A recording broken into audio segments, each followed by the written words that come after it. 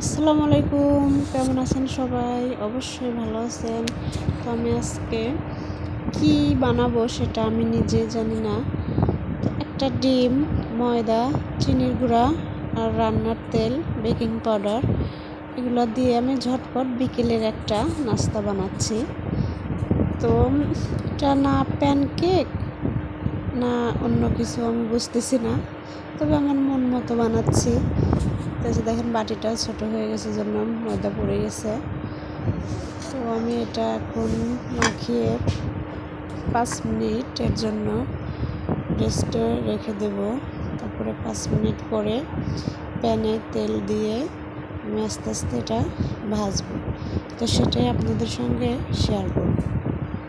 তো আপু ভাইয়ারা, আপনারা আমার ভিডিওটা দেখতে থাকেন এবং আমার চ্যানেলটি লাইক, কমেন্ট, শেয়ার করে এবং সাবস্ক্রাইব করে আমার পাশে থাকবেন।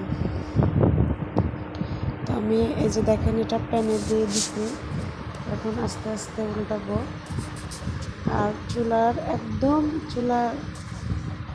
কমিয়ে দিতে হবে, স্লো রাখতে হবে।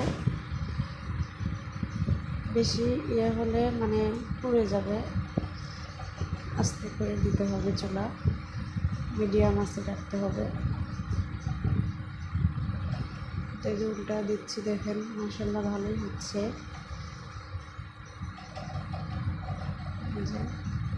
হয়ে গেছে, তুলে নিছি।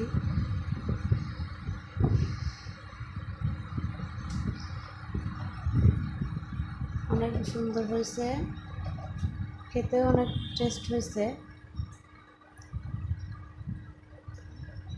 আমার বিকেলের নাস্তা।